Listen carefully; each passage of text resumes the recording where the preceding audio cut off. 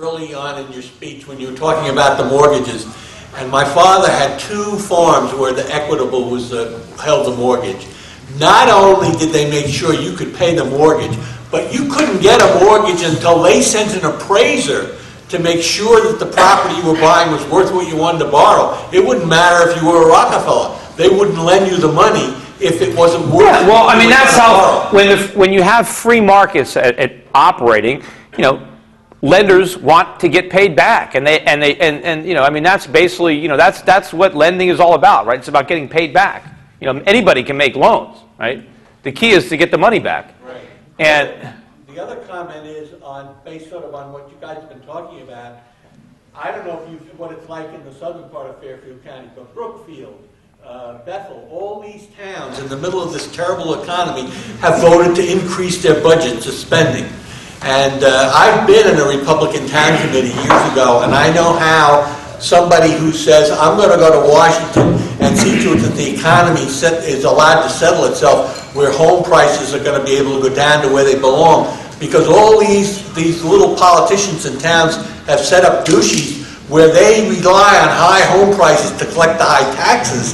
Yeah, but nobody can afford these high home prices. I mean, you know, it's like, I mean, we need lower prices. We get a lot of resistance from. This whole concept of the government trying to prop up prices is, I mean, one of the things that would help us is lower prices. I mean, a classic example.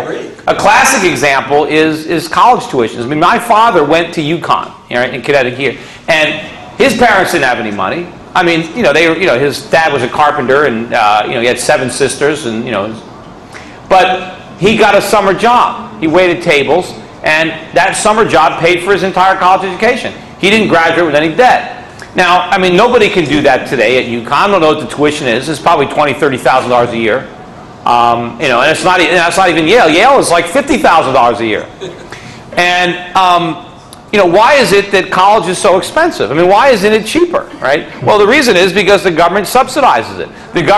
The government funnels credit to education. I mean, the politicians basically keep funneling money to student loans. They guarantee student loans. And so now students who in a free market couldn't borrow a quarter because they have no collateral, now they have a government guarantee, and they go and they borrow whatever money the colleges want to charge.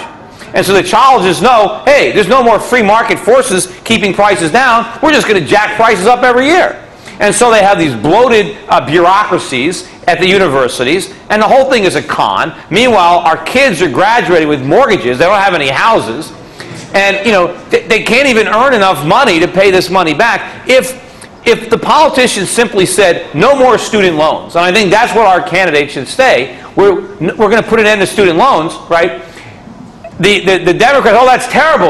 You know, no, that's not. Because if we stop student loans, colleges are not going to just, you know, go bankrupt. Colleges are going to say, okay, these kids can't borrow any money anymore. What are we going to do? Well, we better lower tuitions. We better figure out who we can cut and what we can cut so we can actually have a business. And that's what they do.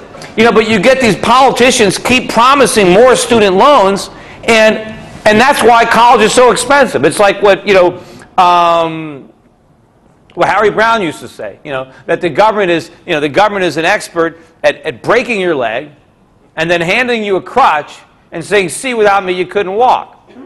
That's exactly what they do with these kids. They say, you know, they make the cost of education so high that they need a loan, and then the government supplies the loan in order to buy their votes. But I think if somebody explains that to the universities, that we don't want you. What is so good about graduating in debt, right? All the beneficiaries of the student loan programs are the schools, are the universities. It's the professors. It's the administration. That's where all the money goes. It doesn't do any good to saddle our kids with debt. You know, so just let the tuitions come down. Let the market work. The same thing with education. Barack Obama says we need to solve the education problem. We do. But his solution is just make it worse. Let's have more government spending on education. Let's get the government on health care. Let's get the government out of health care so prices can come down. Right? That's what we need to do. But that is a message that will sell because what they've already produced is so horrific. The country is already a mess. And you might think, well, yeah, well, we can say, as a libertarian, we can say, yes, both these parties destroyed, so come to our party. It's too hard.